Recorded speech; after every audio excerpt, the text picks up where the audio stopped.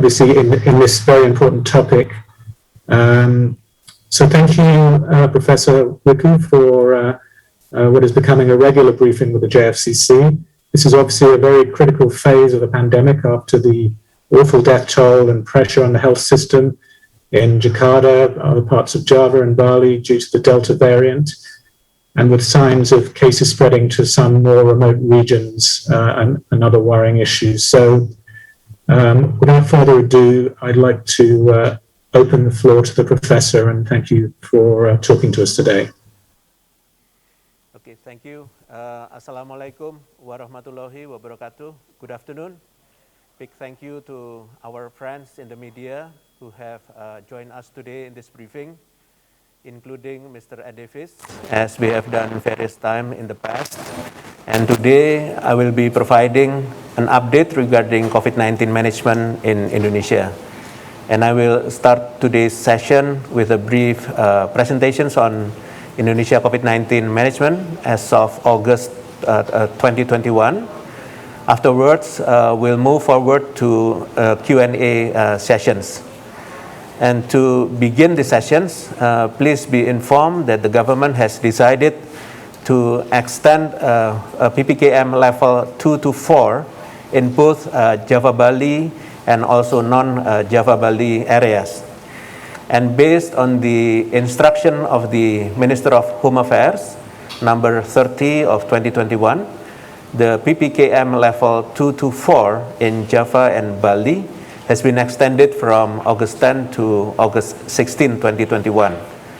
Meanwhile, based on the instruction of the Minister of Home Affairs, number 31 and 32 of 2021, the implementations of the PPKM level 1 to 4 outside Java Bali has been extended for 2 weeks, starting from the August 10 to August 23rd, 2021.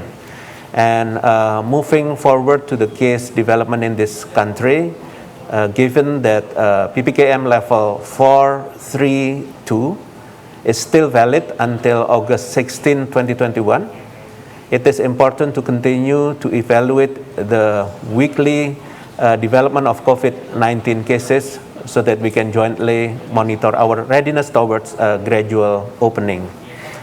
And then positive cases witnessed a decline this week compared to the previous week from 273,891 to 225,635, or equivalent to a decrease of 48,256 cases.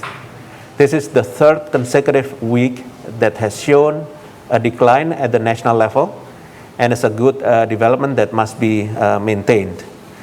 It is also important to remember this weekly decrease in positive cases must be followed by a decrease in the positivity rate and an increase in the testing so that this condition does not become a false improvement.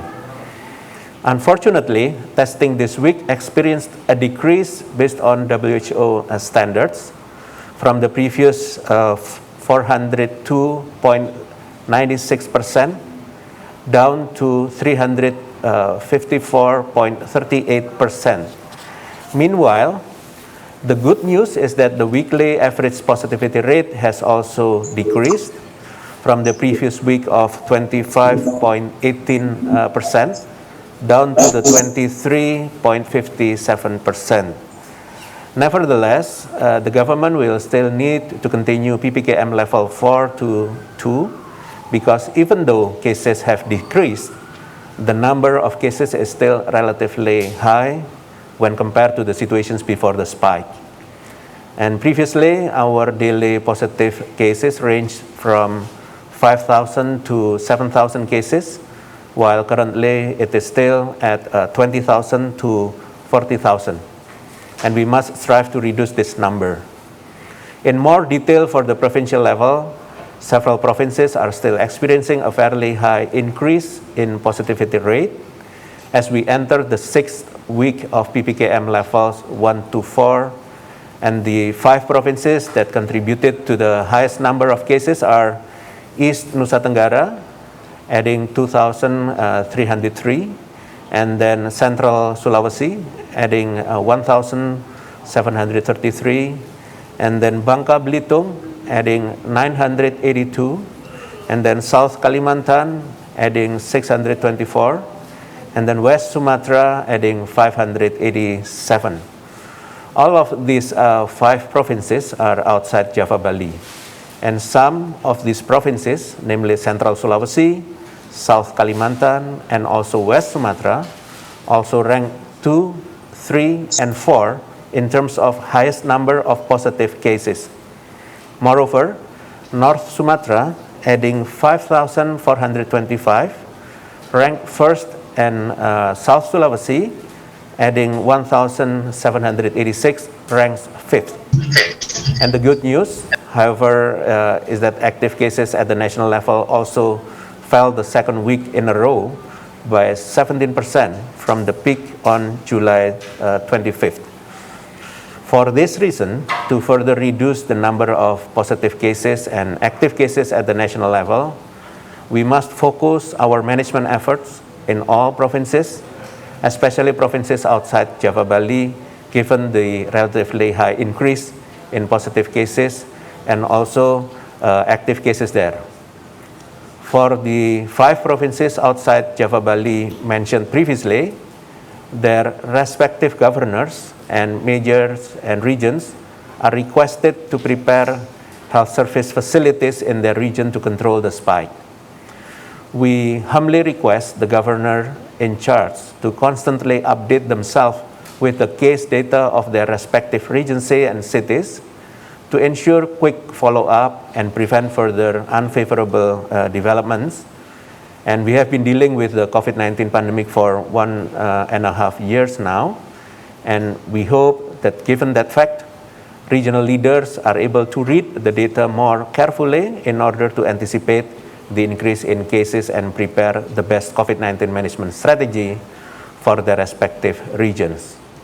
For example, if they see an increase in positive numbers, regional leaders must immediately observe the number of the available beds in hospitals to monitor the hospital capacity in their area and provide the maximum effort to resolve the issue.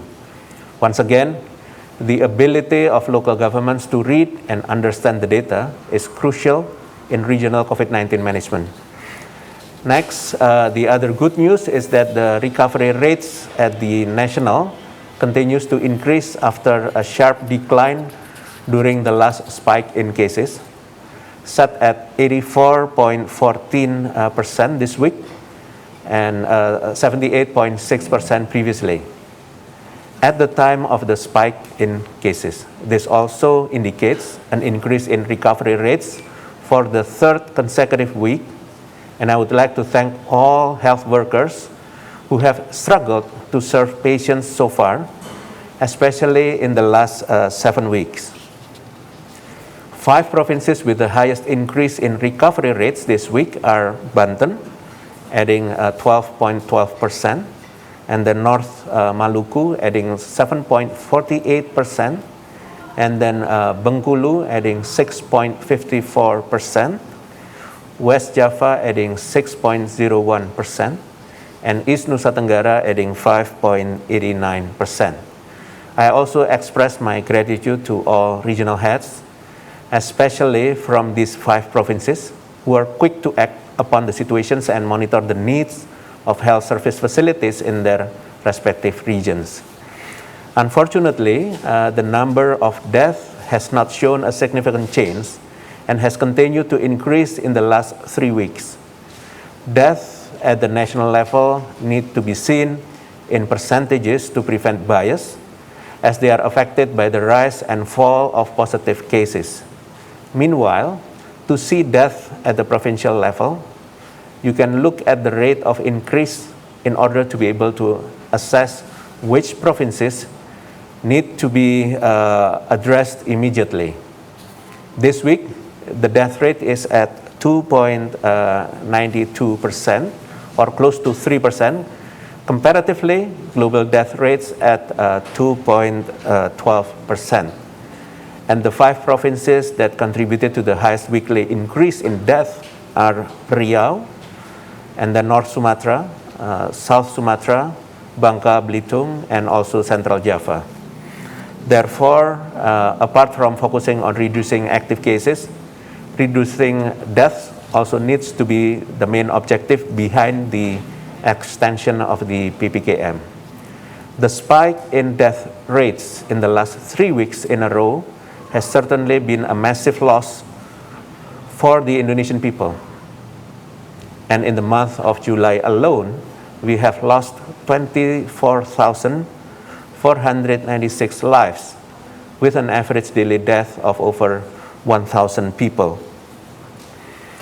All regional governments are requested to seriously give their best effort in reducing this death rate by continuously monitoring the availability of beds, medicines, ventilators, and other medical devices at every COVID-19 referral hospitals in their area. And please coordinate with the center or central government if you need emergency assistance.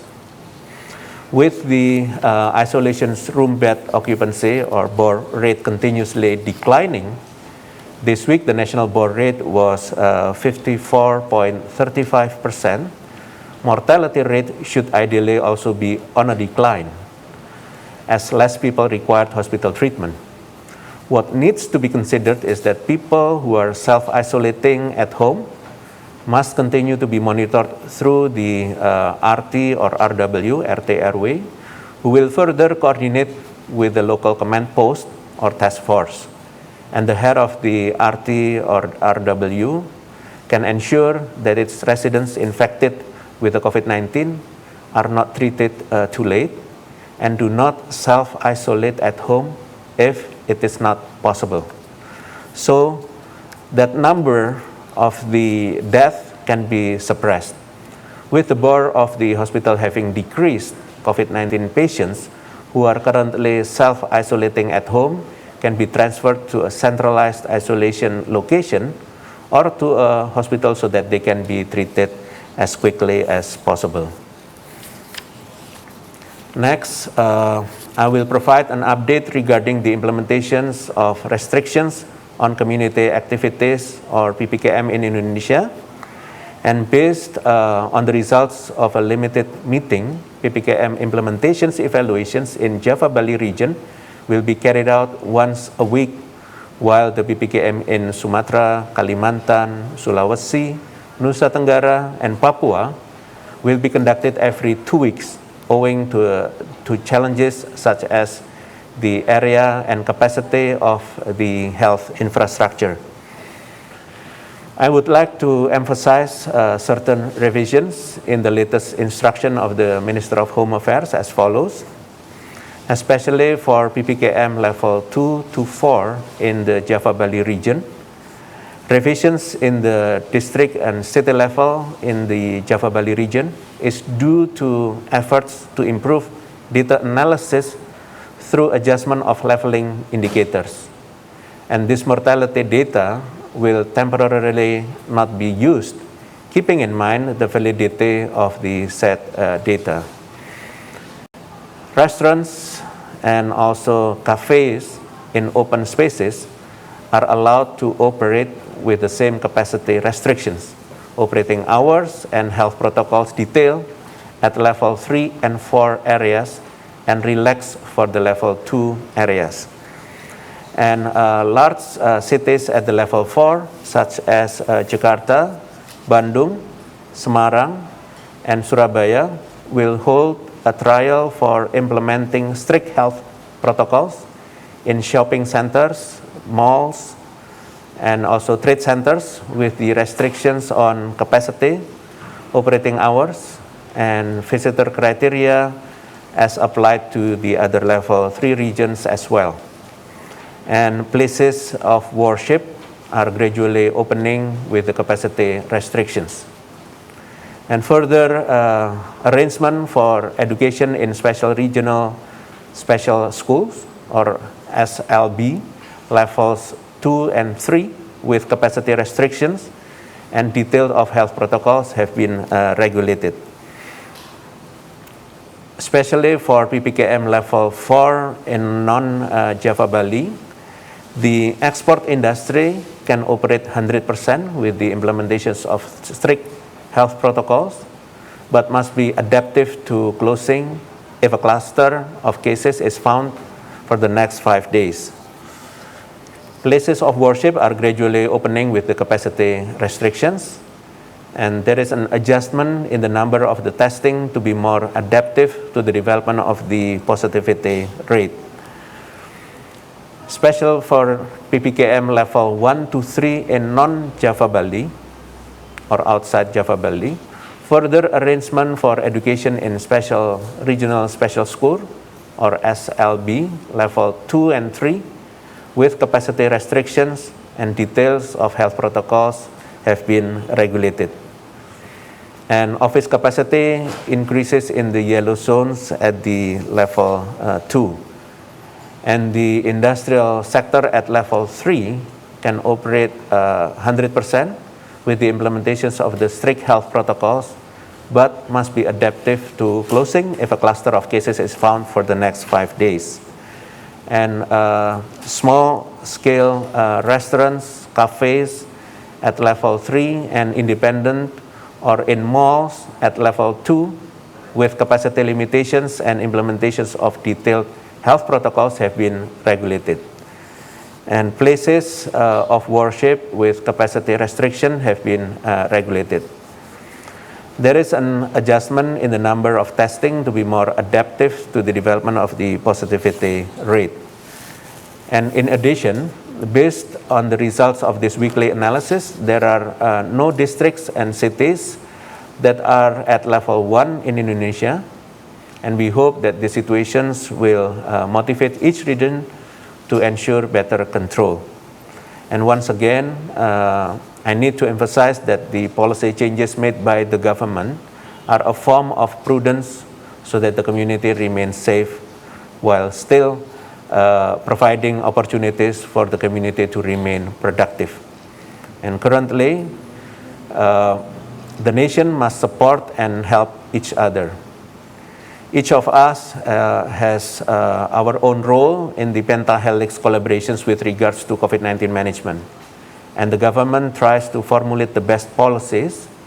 The media is an extension of the government to convey the information to the public, and the expert and academics as a critic while providing constructive solutions and suggestions that are suited to the Indonesia, and the private sector to participate in implementing the policy, while the community in general is able to carry out existing policies as well as possible to result in a positive impact.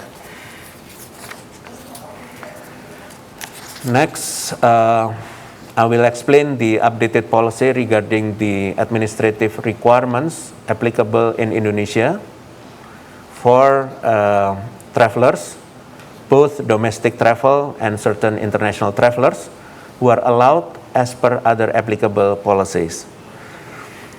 In the following, I will highlight some revisions from the previous regulations, specifically for travel within the territory of Indonesia, namely travelers traveling by all modes of transportations are required to show a vaccine certificate, at least the first dose, as a screening method given that travel has been classified as a risk. Logistics and good transportation vehicle travelers and travelers with certain health conditions are exempted from these regulations. The travelers traveling by air mode must provide negative RT-PCR result with sample taken maximum 2 times 24 hours before departure, specifically for departure and arrival via air transport for inter-district or intercity travel within Java and Bali. Travelers have an option to provide antigen test result taken within 1 times 24 hours prior to departure, but must also complete vaccination and show certificate as a proof. Making COVID-19 negative result mandatory for traveling by sea, land, which is private and public, ferriage, an intercity train, namely RT-PCR test results with maximum 2 times 24 hours specimen collections, or rapid antigen test results with specimen collections 1 times 24 hours before departure. And this method of screening can still provide flexibility for community to travel and officers in the field to carry out inspection. Especially for travelers with certain health conditions, they must replace the waiver for not showing a vaccination certificate by attaching a doctor certificate from a governmental hospitals. And specifically for international travelers entering the territory of Indonesia, proof of complete vaccination certificate is required at the screening stage in the arrival gate, with exceptions for children under or equal to 17 years of age, especially for children aged 12 to 17 years, both Indonesian citizens and foreigners, after undergoing an 8-day quarantine and getting a second negative RT-PCR result. This is because vaccinations for the age range 12 to 17 are already available and permitted in Indonesia. International travelers over the age of 17 are required to be fully vaccinated, and vaccination facilities are only given to Indonesian citizens and foreigners holding diplomatic residence permits and official residence permits, or KITAS or KITAB holders. And travelers with certain medical reasons, both Indonesia citizens and foreigners, are required to attach a waiver from a government hospital doctor in their country of origin, especially for foreigners holding diplomatic visas and service visas related to official or state visits of foreign officials at the ministerial level and above, as well as foreigners who enter under the Travel Corridor Arrangement or TCA scheme, with the principle of reciprocity, will be exempted from the showing vaccine certificates and quarantine for 8 days. And this is in order to provide flexibility for state activities, which are generally limited and occur only for a short period of time. In addition, if the second RT-PCR result that comes out positive, the options of comparative test is provided simultaneously by the Port Health Office in collaborations with the quarantine place. And to prevent differences in vaccination data on the dashboard, the Ministry of Health is currently trying to synchronize vaccination data with testing data in the new All Records system. For this reason, I must reiterate that policies design must be supported with the adequate implementations for it to result in a positive impact. I expect both field officers and the community can responsibly implement these regulations with the integrity. Do not be that person who finds loopholes in the rules or cheats. All policies are prepared solely for the safety of everyone. Lastly, I'd like to inform that the COVID-19 vaccine in Indonesia can now be given to pregnant women who are 13 weeks pregnant or in the second trimester of pregnancy and breastfeeding. And breastfeeding mothers, in line with the recommendations given by the National Immunization Expert Advisory Committee before being vaccinated. Both categories are recommended to first consult about their health conditions with a doctor or health workers and must be in a fit condition to receive the vaccines. As directed by the President, Indonesia continuously preparing itself to adapt to the COVID-19 situations. It is something that all countries must coexist with in the not too distant future.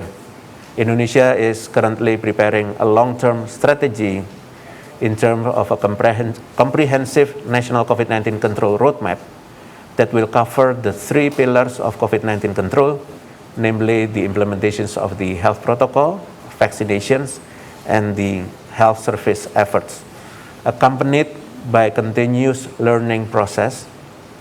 All three will be carried out simultaneously to cover each other's shortcomings, including changes in people's behavior, the circulations of the vaccine doses, as well as the capacity of the health system. As the situation is dynamic, and we will continue to inform our media friends regarding our efforts in pandemic management. And we believe that during these uncertain times, all countries must focus their efforts on collectively fighting against the virus. When we must focus on both preventive and curative measures, given that previous experience has revealed vaccines and medical interventions will not be a success if we downgrade the importance of the health protocols.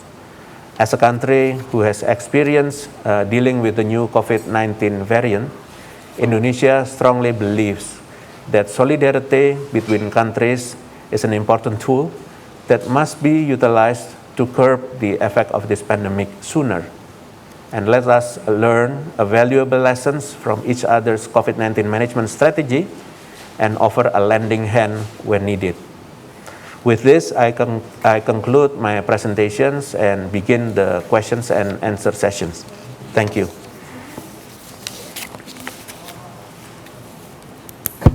Now I'd like to open the question and answer session. Thank you, Professor. We have several questions from our friends in the media. The first question is from Natalia Santi, Australian Financial Review. How is the planned booster vaccination for the people mentioned to be carried out in 2022? What vaccine will be used for this booster vaccination? Okay, thank you from the Australian Financial Review. Thus far, the vaccine booster program is still prioritized for all medical and assistant medical workers, as well as supporting staff working at the health service facilities, or equivalent to over 1.5 million people in Indonesia.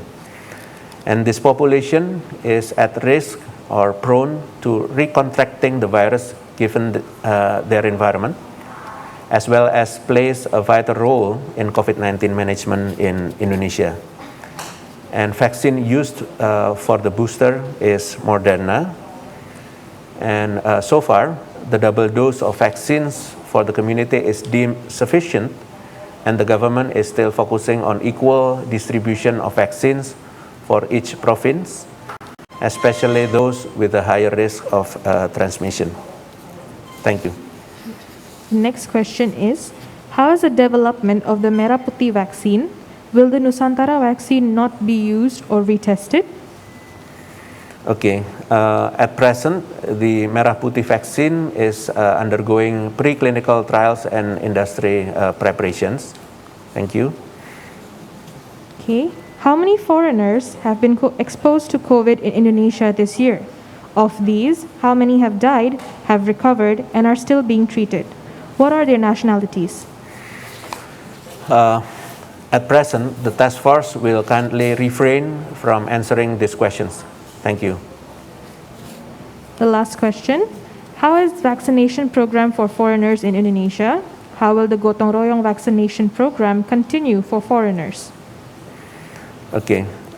Vaccinations program for foreigners residing in Indonesia continue to be carried out through the program schemes or free, which is especially for those over the age of 60, educators, education personnel, and certain foreigners, or through mutual cooperation schemes in accordance with the laws and regulations by involving the respective country's representative offices in its implementations. And vaccinations program for foreigners are prioritized for those who carried out domestic and international travel or mobility. In addition to that, the vaccination program is also carried out for foreign nationals who have recently arrived in Indonesia armed with the diplomatic residence permit and official residence permit, or KITAS or KITAP holders, and who are between 12 to 17 years of age. Vaccinations will be carried out after they have undergone an 8-day quarantine and test negative for the second RT-PCR test. Foreigner vaccinations effort will be made in parallel with the government's main effort in accelerating national vaccination for optimal national COVID-19 control. Thank you. Marshall Marriott International. Why is Jakarta still on PPKM level 4? Whether we can hear you. While active case number and hospital bed occupancy rates have decreased significantly. Okay, so the questions from the Marriott International basically asking why Jakarta is still on PPKM level 4 while active case number and hospital bed have decreased significantly. Well, in principle, the indicators for adjusting public health efforts and social restrictions in combating the COVID-19 pandemic takes into account many aspects, not only active cases and bore, and weekly situations assessment currently in place to determine level of community restrictions in each district and city nationally are dependent upon transmission rate indicators and health response per region. And to determine transmission rate indicators, 3 aspects are taken into consideration, that is number of confirmed cases, hospital treatment, and also death. Meanwhile, to determine health response indicator, 3 aspects are taken into considerations, namely positivity rate, which is the number of the positive cases from total testing, tracing capabilities or contact tracing, and bed occupancy rate. A combination of the final 2 results will determine restrictions level in each district or cities. And finally, we must also keep in mind the mobility of agglomerations areas, as this can influence the final decisions. And I think that's the response from us. We have one more question from Kate Lamb, Reuters. What is the government doing to support the regions amid spikes in COVID-19 cases and with fragile healthcare systems in remote areas? Why is the government now not including the number of deaths in PPKM decisions? Thank you, Reuters. Currently, the government is trying to boost the capacity healthcare system evenly in various regions through the addition of centralized isolation facilities, especially outside Java and Bali Islands, increasing access to imported health equipment or materials for border areas, and equipping them with the new COVID-19 vaccination policies for vulnerable communities, which is the people with disabilities, indigenous people, residents of correctional institutions, and people with social welfare issues, and challenged Indonesian migrant workers, and other communities who do not yet have a population identification number or NIK. As for calculating the PPKM level, in principle, these temporary decisions has been made especially for PPKM in the Java-Bali region in order to achieve valid data for determining the right policy. As you may already know, the Ministry of Health is still focusing their efforts to improving the interoperability of national data. Although considerable progress has been made, certain challenges still exist. Synchronizing and harmonizing data across several states in real time continues to be a challenge, especially given that different regions have different systems in place. Moreover, different aspects of the existing patient criteria must also be recorded to get a comprehensive understanding of the situations. This, among other challenges, will inevitably result in delays. And please understand that no regions intends to conceal data. The government's efforts with regard to real-time data is massive, and it's not something that can be completed overnight. Once we manage to do so, however, we can greatly contribute to the fight against COVID-19 globally, and we hope you understand. Thank you. That was the final question. We will now open the floor from live questions from the media. Kindly list your questions in the chat section. Thank you.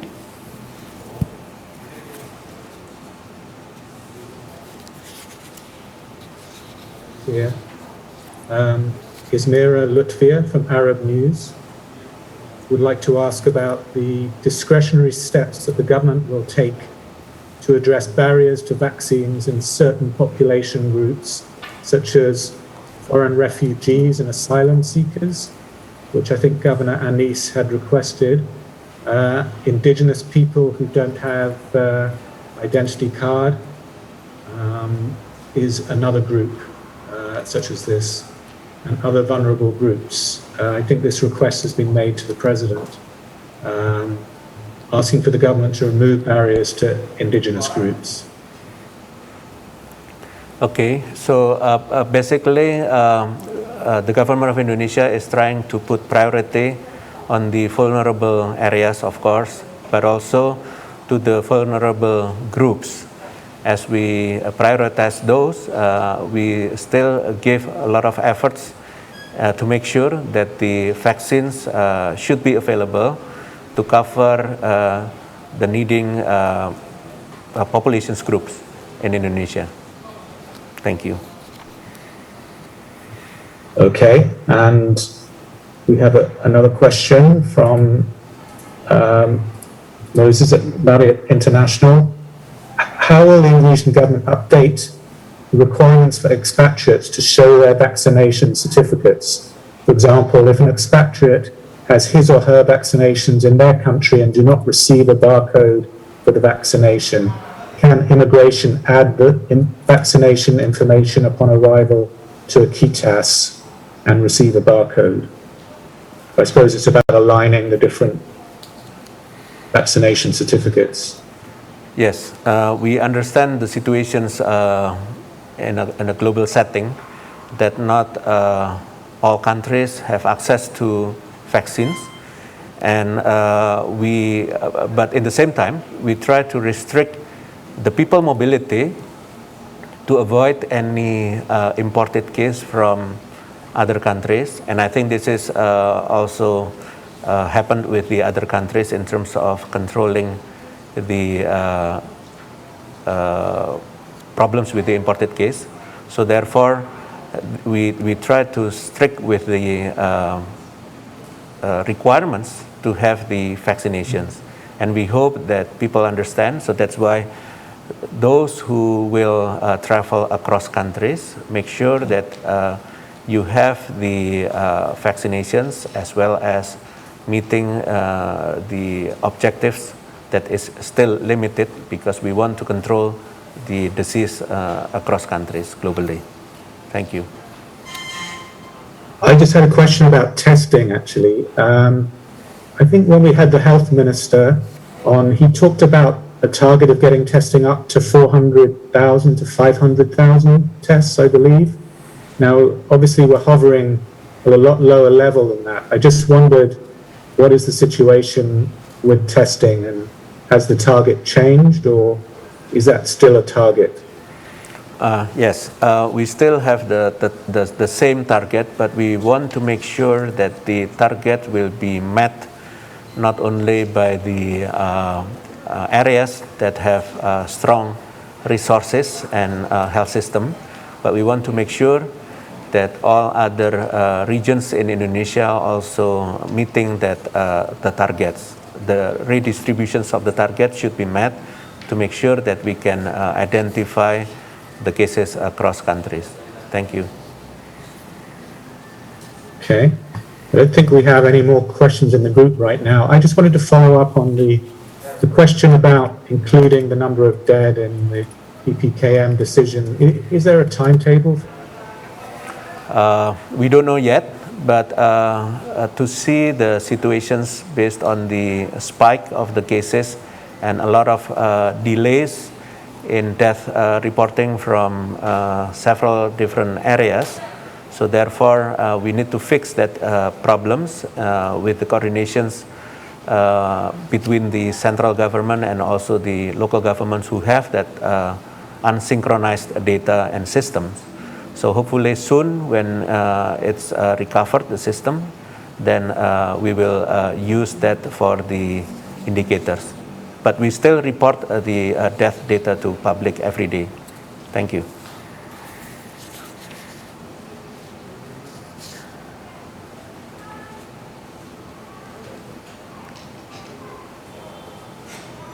Is there any other questions?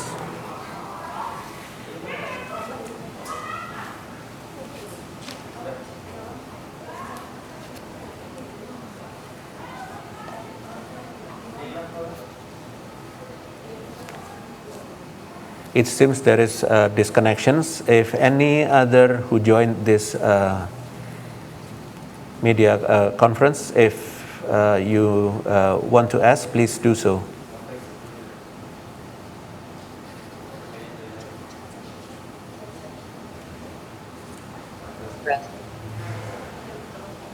My apologies. I think I had a technical issue there. Okay. I'm very sorry about that. Okay, no problem. Is there any questions? Let me just check if one came in while I was crashed out. I don't see any more questions immediately. No, I don't. Anybody out there? I mean, you mentioned earlier about the shopping mall, the experiment currently going on with shopping mall and allowing, I believe, is it 25% or 20% of people in with vaccination certificates? What is the prognosis for that? Will it run for a certain period and then you'll assess it?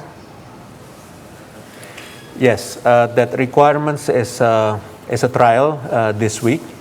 And there are several challenges, of course, and this is part of the new normal that we are trying to exercise to make sure that the economy and health controls can work together, and we will ascertain once we have completed this week. So thank you. Okay, so it's an experiment. It's a test right now to see how that operates going forward. Okay. Okay. Was there? Okay. Any other questions from anybody?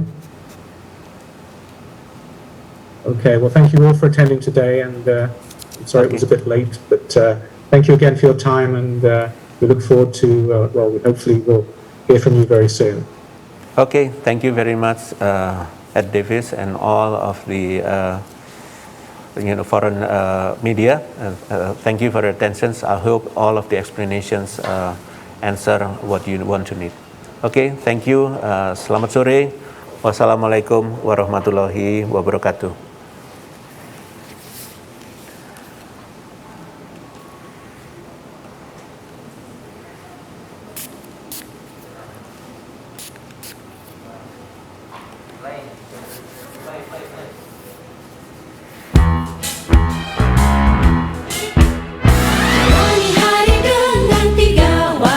Wajib iman, wajib aman, wajib